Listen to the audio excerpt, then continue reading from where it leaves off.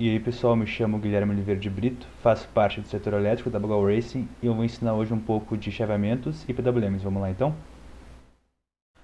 Então eu vou começar falando de operadores de descontinuidade. Aqui tem os operadores mínimo e máximo. O operador mínimo retorna o mínimo entre dois valores. Por exemplo, mínimo entre 1 e 2 é 1. Já o operador máximo retorna o máximo entre dois valores. Por exemplo, máximo entre 1 e 2 é 2. E para a simplificação de notação, definiu-se o box times como sendo o operador máximo e o box dot como sendo o operador mínimo. Como mnemônico, o operador máximo consiste em um x dentro de uma caixinha, que coincidentemente a palavra máximo tem um x. E também cabe ressaltar que essa notação não é convencional, então recomendo que exponham sua definição antes de utilizá-la. Definiu-se um operador genérico também para a exposição das propriedades desses operadores, né? E esse operador pode assumir ou o máximo, que é o box times, ou o mínimo, que é o box dot. Então eu vou falar das propriedades agora. A primeira ali, ó, é o colapso de operadores. Se eu tenho x min y mais x max y, é o mesmo que eu ter x mais y, beleza? E a segunda é uma convenção. Se eu tenho mais de um operando, eu começo a operação pelo lado direito, seguindo a ordem dos parênteses. A terceira é a propriedade comutativa. Essa daí é válida para dois operandos ou para mais operandos, desde que a operação seja a mesma, né? A quarta é a fatoração do A. Essas operações máximo e mínimo não são permeáveis ao SGN de A, somente a seu módulo. Ali no caso, eu só consigo expulsar da operação o módulo de A, enquanto que o seu sinal fica dentro, beleza? A outra propriedade é a distributividade da adição. A mais B operador C é o mesmo que A mais B operador A mais C. E é possível distribuir o expoente também, desde que A e B sejam maiores que zero, e que o expoente pertença ao conjunto dos números naturais. A propriedade seguinte é da distributividade desses operadores de descontinuidade, em que A operador 1, B operador 2, C é o mesmo que A operador 1B, operador 2A, operador 1C. A base também pode ser distribuída. Se k é maior que 1, k elevado a A operador B é o mesmo que k elevado a A operador k elevado a B. Já se k é maior que 0 e menor que 1, k elevado a A operador B é o mesmo que k elevado a A operador barrado k elevado a B. Nesse caso, o operador barrado é definido conforme o seguinte: se o operador é o mínimo, o barrado é o máximo, e se o operador é o máximo, o barrado é o mínimo, beleza? A associatividade para vários operandos é somente válida quando os operadores forem os mesmos. Depois ali tem a comutatividade, que já foi comentado. E depois tem as identidades do máximo e do mínimo, que é menos infinito e mais infinito respectivamente. Por fim, afirma-se que tanto o operador mínimo quanto o operador máximo são idempotentes, ou seja, A operado consigo mesmo dá A. À esquerda tem uma observação interessante que permite construção de portas lógicas. A OR B é o mesmo que tensão low max A max B e também A AND B é o mesmo que tensão high min A min B. Como mnemônico para lembrar disso, saiba-se que uma das notações para OR é o sinal mais. Nota-se que o operador máximo tem um x no meio, que é um sinal mais inclinado, né? Então é isso. E também pode-se considerar essa observação como uma expansão das definições dos operadores digitais para o mundo analógico. Em gráficos, esses operadores se comportam da seguinte forma. O máximo entre duas funções sempre irá gerar uma variação positiva da inclinação na descontinuidade. Observe ali em f max g, que é a curva laranja, que, de fato, há uma variação positiva da inclinação na descontinuidade. Já para f min g é o contrário. A variação da inclinação é negativa na descontinuidade, conforme se observa na curva laranja. Por fim, afirma-se que, caso haja fixação de anodo e catodo em um circuito, haverá uma operação de máximo ou mínimo entre tensões ou entre correntes. Agora eu vou falar um pouco de transistor bipolar de junção e relés.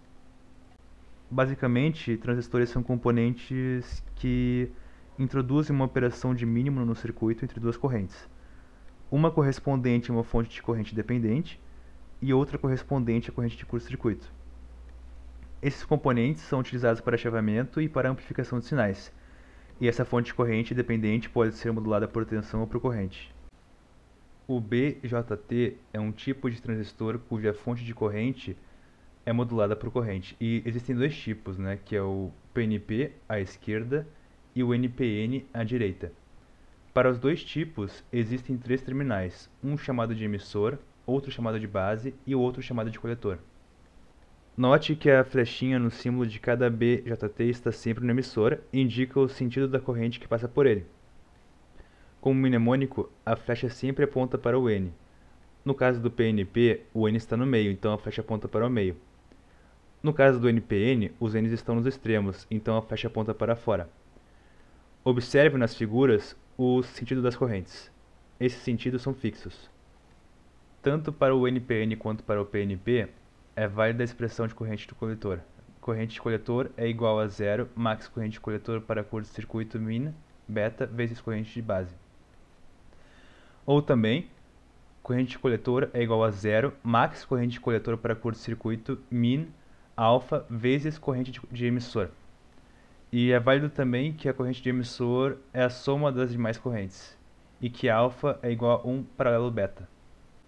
Os BJTs operam em três modos: ativo, que é como uma fonte de corrente entre coletor e emissor; corte, que é como uma chave aberta entre coletor e emissor; e saturação, que é como uma chave fechada entre coletor e emissor. No modo ativo e no modo de saturação, surge uma tensão de 0,7 volts entre base e emissor, que se opõe ao sentido de corrente do emissor. No modo de saturação, a tensão entre coletor e emissor é de 0,2 volts e se opõe ao sentido de corrente do emissor. Para operar como chave, a corrente de coletor deve operar entre 0 e a corrente de coletor em curto-circuito. Para o primeiro caso, basta fazer a corrente de base 0, que os operadores de descontinuidade tornam a corrente de coletor igual a 0. Para o segundo caso, faz com que a corrente de base seja tal que beta vezes a corrente de base seja maior ou igual à corrente de coletor em curto-circuito, pois, nesse caso, o operador mínimo seleciona a corrente de curto-circuito como o valor da corrente para o coletor. No caso, essa corrente de curto-circuito é de VCC dividido por RC, desprezando-se, claro, a pequena queda de tensão para quando o transistor está em saturação. Aqui um alerta rápido. O Atmega 328P tem limite de tensões que dependem da frequência do clock e também tem limite de corrente listado na figura direita. Recomenda-se não ultrapassar 20 mA por pino, caso a tensão de raiz seja de 5 volts, ou 10 mA por pino, caso a tensão de raiz seja de 3 volts. E isso impõe um problema caso o beta não seja grande o suficiente para permitir que uma corrente de base pequena produza a corrente de coletor em curto-circuito. Para resolver isso, existe a associação Darlington, que consiste em associar transistores NPN ou PNP conforme essa figura aí. E essa associação se comporta exatamente como um transistor NPN e PNP, respectivamente, porém com beta equivalente dado pelo produto dos betas de cada um dos transistores mais a soma desses betas. E isso permite corrente de base bem menores caso se deseje atingir a saturação. Todavia, essa limitação no sentido da corrente no coletor não permite o uso de corrente alternada entre coletor e emissor. Para resolver esse problema, pode-se utilizar relés, que são chaves ligadas ou desligadas pela atração ou repulsão magnética criada ao passar corrente por uma bobina. Esses componentes permitem correntes alternadas, altos valores de correntes e se comportam quase como chaves ideais. As principais desvantagens são as de que a frequência do chaveamento é bem menor que as dos BJTs e também o desgaste causado pelo fato do componente ser construído com partes móveis, né? E cabe ressaltar que em relés de estado sólido esse desgaste não acontece. Porém, um problema comum é quando a chave fecha ou abre, ela dá uma oscilada antes de repousar, e isso faz com que surjam spikes grandes de tensão. Para resolver isso, uma das alternativas é conectar um RC snubber em paralelo à chave. Esse snubber consiste em uma pequena resistência em série com uma pequena capacitância. Como o capacitor se opõe a variações bruscas de tensão, o snubber acaba filtrando esses spikes de tensão ao abrir ou fechar a chave. Bem, agora eu vou falar um pouco sobre diodos de tensão. O diodo de tensão é um componente utilizado para fixar o sentido de corrente em um fio. Essa fixação cria expressões de tensão que contêm os operadores de descontinuidade discutidos anteriormente. Então podem ser usados para extrair o mínimo ou o máximo entre tensões. Além disso, servem para construir operadores lógicos utilizando aquelas duas identidades que eu apresentei em propriedades de operadores de descontinuidade. Permitem também construção de clumpers que aplicam operações unárias de máximo e mínimo, e também os diodos podem ser utilizados para freewheeling, que é uma proteção contra faíscas em cargas indutivas. Esse é o símbolo de um diodo genérico. Ele pode assumir dois estados, ligado ou desligado. No estado desligado, ele se comporta como uma chave aberta. No estado ligado, ele se comporta como uma fonte de tensão com um valor de VF, que para diodo de silício é em torno de 0,7 volts.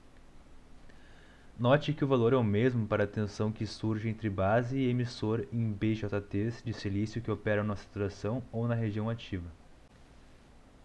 E aqui estão algumas configurações de máximo e de mínimo para diodo. Na primeira linha, os diodos estão na configuração mínima na perspectiva do nó que contém a tensão de saída. Ou seja, é mínimo quando se observa o anodo do diodo. Já na segunda linha, os diodos estão na configuração máxima na perspectiva do nó que contém a tensão de saída. Ou seja, é máximo quando se observa o catodo do diodo. Essas configurações são utilizadas para impor limites inferiores e limites superiores à entrada. Outro jeito de limitar a tensão de saída se dá conforme o circuito desta figura, em que são postos diodos extras conectados a um potencial comum. Sua função é reduzir a diferença de potencial nos diodos ligados a Vout quando em estado desligado. Cada par de diodo é conhecido como ponte e essa configuração é utilizada em retificadores, que é esse circuito da figura esquerda. R, S e T são componentes do sistema trifásico e a saída é o maior valor entre elas. No caso, é a curva laranja da figura direita. Note que a variação da inclinação é sempre positiva nas descontinuidades, o que é característico da operação máxima. Bem, esse daqui é um diodo Zener. Ele possui três estados principais: desligado, em que ele se comporta como uma chave aberta; ligado 1, em que ele se comporta como um diodo em ligado; e ligado 2, em que ele põe em série VZ, que é a tensão Zener, e a corrente flui de baixo para cima. O diodo Zener pode ser decomposto em dois diodos comuns em antiparalelo, conforme nesta figura.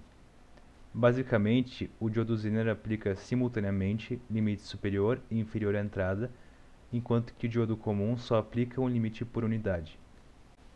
E esse daí é um clamper. Na maioria das aplicações, pode-se fazer a seguinte análise. Caso o diodo esteja na configuração máxima, como na primeira linha, ele faz com que a tensão de saída seja igual à entrada A, subtraída de seu menor valor periódico e somada ao maior valor periódico de B. Na configuração mínima, ele faz com que a saída seja igual à entrada, subtraída de seu máximo valor periódico e somada ao menor valor periódico de B. Esse tipo de circuito pode ser utilizado para colocar offsets em sinais AC. E aqui tem-se uma das aplicações do clamper, o multiplicador de Cockcroft-Walton. Aplica-se análise de clampers da esquerda para a direita. No nó entre C1 e D1, faz-se A vezes seno de ωt menos o seu mínimo, que é menos A, mais o maior valor de zero, que é zero. Assim tem-se A mais A vezes seno de ωt. No nó entre D2 e C2, tem-se zero subtraído do seu mínimo, que é zero, somado com o maior valor periódico de A, mais A vezes seno de ωt, que é 2A. Então, o valor da tensão nesse nó é 2A. No nó entre D3 e C3, tem-se A mais A vezes seno de ωt subtraída do seu menor valor periódico, que é zero, somado com o maior valor periódico de 2A, que é 2A. Então, a tensão nesse nó é 3A mais A vezes seno de ωt. No nó entre D4 e C4, tem-se 2A menos o seu menor valor periódico, que é 2A, somado com o maior valor periódico de 3A mais A seno de ωt, que é 4A. Então, a tensão nesse nó é 4A. A tensão de saída aumenta em progressão aritmética conforme mais estágios são adicionados. Esse multiplicador permite gerar tensões DC extremamente elevadas, a ponto de gerar raios quando VO consegue vencer a rigidez dielétrica do ar. E esse aqui é um diodo de roda livre. Sempre deve ser posto em antiparalelo com cargas indutivas sujeitas a chaveamentos, como motores, relés, lâmpadas de filamento e etc. Isso se dá pois cargas indutivas procuram conservar a corrente que percorre por elas. Por exemplo, caso o circuito fique aberto, surgirão faíscas que podem danificar a região onde foi aberto o circuito. E por fim, os tiristores. Basicamente, um tiristor é um diodo em que existem outros condicionais para que haja mudança de estado, além da demanda de mudança de estado causada por máximo ou mínimo. No geral, para ir de desligado para ligado, o condicional é um AND, e para ir de ligado para desligado, o condicional é um OR. Os condicionais do SCR e do GTO são valores de corrente no gate. A diferença entre esses dois tiristores é de que o GTO permite desligar o componente ao aplicar uma corrente no gate com valor de turn off. Já o SCR não permite isso. Mas para que liguem, em ambos é necessário aplicar uma corrente no gate com valor de turn on. Nesse slide tem um triac e um diac. O triac é uma associação antiparalela de dois SCRs e com gate comum. Essa associação permite condução em ambos os sentidos, o que torna esse componente bastante útil para lidar com sinais AC. O diac, por sua vez, é como se fosse um triac, só que o que o ativa não é uma corrente de gate, mas sim se a diferença de potencial entre os dois terminais do componente atingiu um valor específico. Tá, agora eu vou falar um pouco sobre dispositivos ópticos. O LED é basicamente um diodo que emite luz quando no estado ligado.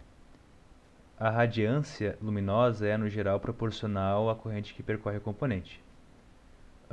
Um fotodiodo é um diodo que gera uma corrente reversa proporcional à irradiância luminosa. E uma curiosidade é que LEDs podem se comportar como fotodiodos. E aqui tem um exemplo de algumas associações comuns que produzem fototransistores de dois terminais e fototriacs.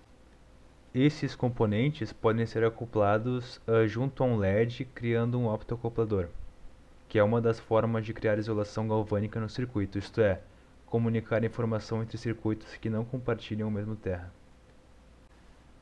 Agora os últimos componentes que eu vou apresentar para vocês nesta aula, que são os FETs e os IGBTs.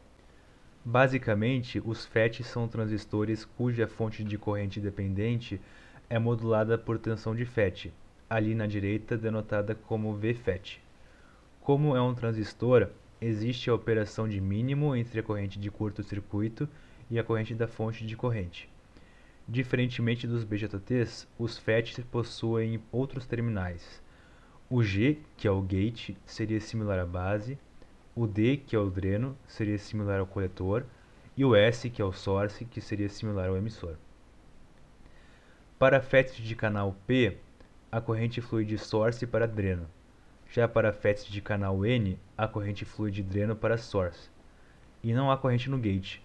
A informação relevante no gate é a tensão apenas. Nota-se que na expressão da corrente de dreno para os FETs, exposta na primeira linha à direita, existe uma função chamada FET de x. Essa função inclui duas tensões em sua definição. Uma é o VOV, que é a tensão de overdrive, e a outra é o VDS, que é a diferença de tensão entre dreno e source. Lambda é só uma constante. Para Enhancement Mode MOSFETs, a tensão de overdrive é a tensão entre gate e source subtraída de uma tensão de threshold, definida no datasheet. Para Depletion Mode MOSFETs, a tensão de overdrive é a tensão entre gate e source subtraída de uma tensão de pinch-off, definida também no datasheet. O αn, que é a condutância quadrada dos FETs, é expressa em termos de outras constantes dispostas no datasheet. A tensão de FET VFET é definida conforme o tipo de canal do FET em questão. Caso seja canal N, VFET é 0, max tensão de drain source, min tensão de overdrive. Caso seja P, VFET é 0, min tensão de drain source, max tensão de overdrive. Em linhas gerais, para canal N, VFET é positivo e para canal P, VFET negativo. E aqui tem os modos de operação dos FETs. Existem três. O modo corte para quando VFET é igual a 0, o modo triodo para quando VFET é igual à tensão de drain source e o modo saturação para quando o VFET igual a tensão de overdrive. Aqui tem um exemplo de um Enhancement NMOS atuando como chave. Observe ali o diodo de roda livre em antiparalelo com a lâmpada. Bem, quando impõe-se uma tensão de overdrive positiva, fecha-se a chave e a lâmpada liga. Quando impõe-se uma tensão de overdrive nula, abre-se a chave e a lâmpada desliga. Aqui uma rápida nota sobre a necessidade de heatsink. A potência máxima irradiada por um MOSFET é dada pela razão entre a diferença entre a maior temperatura de junção e a temperatura ambiente com a resistência térmica da junção para o ambiente. A potência dissipada no MOSFET é dada pelo produto entre a corrente de dreno com a tensão de dreno source. Caso essa potência dissipada seja maior que a potência máxima que o MOSFET consegue dissipar, deve-se utilizar o heatsink. Caso contrário, não há necessidade. Bem, existe um diodo parasita em todos os MOSFETs posto em antiparalelo com um sentido da corrente entre o dreno e o source. Caso a diferença de potencial seja maior no anodo frente ao catodo, esse diodo permanece desligado. Caso contrário, esse diodo liga e haverá corrente no sentido reverso. Tá, os IGBTs são uma associação de Enhancement MOSFETs com um BJT conforme esta figura. Uma propriedade relevante dos IGBTs é a de que eles acabam com a influência do body diode, ou seja, não permitem condução reversa devido a esse componente parasita. Por fim, falarei sobre alguns sinais de tensão. Provavelmente vocês já estão familiarizados com sinais contínuos e alternados sinusoidais. Esses sinais podem ser aplicados por meio de fonte de tensão ou fonte de corrente. Nessa parte vou introduzir a vocês os sinais triangular, PWM e SPWM. O PWM consiste em um sinal periódico que possui dois estados, o estado high e o estado low. O low possui nível 0 e o high possui nível 1. Esse sinal é parametrizado em três variáveis, o período, o duty cycle, ou ciclo-trabalho, que é o quanto desse período que o sinal fica em high, e o ângulo de acionamento, que corresponde ao valor em que, dentro de um mesmo período, o sinal vai de low para high. Aqui dá para ver melhor esses parâmetros. Repare que o ângulo de acionamento está na borda de subida do sinal. E repare a ordem dos parâmetros na função f de t. Primeiro o ciclo-trabalho, depois o período, o ângulo de acionamento e por fim o tempo. Essa função não é convencional, mas foi adotada aqui para facilitar a escrita das expressões. Essa daí é uma aplicação do PWM em pontes inversoras. Basicamente, aplicam-se dois sinais defasados de 180 graus, com o mesmo período e com o mesmo ciclo-trabalho. É importante ressaltar que o ciclo-trabalho deve ser menor que 0.5, caso contrário, os IGBTs irão acionar ao mesmo tempo e isso causará um curto-circuito. A utilidade desse circuito é gerar um sinal de saída alternado. Aqui tem uma onda triangular de amplitude 4 e período de 8 segundos e também a sua definição. Note que tri de 0 é igual a menos 1. Ressalta-se que essa notação não é convencional. O SPWM, por fim, é uma onda que consiste na função de Heaviside da diferença entre uma senoide multiplicada por um índice de modulação de amplitude com uma onda triangular cuja frequência é a frequência da senoide multiplicada pelo índice de modulação de frequência. Esse índice de modulação de amplitude nada mais é que a razão entre a amplitude da senoide pela da triangular e deve ser sempre menor que 1. Já o índice de modulação de frequência é idealmente maior que 100 e deve pertencer ao conjunto dos números racionais, caso se deseje um SPWM periódico. Agora tem-se a mesma ponte inversora, porém com entrada de SPWM. Nesse caso, a defasagem de 180 graus pode ser aplicada com um note. No outro não se podia fazer isso. E após passar a saída por um circuito de passa-baixas, obtém-se uma senoide cuja amplitude é dada pelo produto entre o índice de modulação de amplitude e BCC, para a fonte simétrica. Tá, essa daqui é uma aplicação de sinais tipo PWM. Um chopper é um circuito que converte um sinal DC para um sinal DC. Das características gerais do choppers, se a chave estiver conectada diretamente ao VCC, o chopper tem característica de buck. Se houver indutor entre o referencial fixo, ou seja, VCC ou GND, e um dos terminais da chave, o chopper tem característica de boost. O buck só consegue produzir tensões menores a VCC. O boost só consegue produzir tensões maiores a VCC. E o buck boost é uma mescla dessas duas características e consegue produzir tensões de saída maior ou menor a VCC, dependendo do duty cycle. Outro uso para PWM é o uso de dimmers, que controlam a quantidade de potência enviada para um certo dispositivo. No caso ali, tem-se o controle do brilho de uma lâmpada. E aqui tem um jeito de construir um dimmer. Basicamente, aplica-se o PWM, cujo período é metade do período da corrente AC, em control, fazendo com que um transistor Q opere em saturação e em corte. Isso faz com que surja uma corrente com perfil de sinal quadrado percorrendo o LED no optoacoplador. O fototriac está diretamente conectado a um triac de potência em cascata. Basicamente, essa associação funciona como um triac maior acionado por irradiância e que permite maior passagem de corrente. Isso faz que, quando o LED emite luz, a carga recebe potência até a inversão de polaridade da corrente AC. O controle do grau de acionamento do PWM irá influenciar a quantidade de potência enviada para a carga. Como o controle é feito por grau, faz-se o ciclo-trabalho bem pequeno para evitar acionamento do Power Triac para ângulos de acionamento próximos de 360 graus.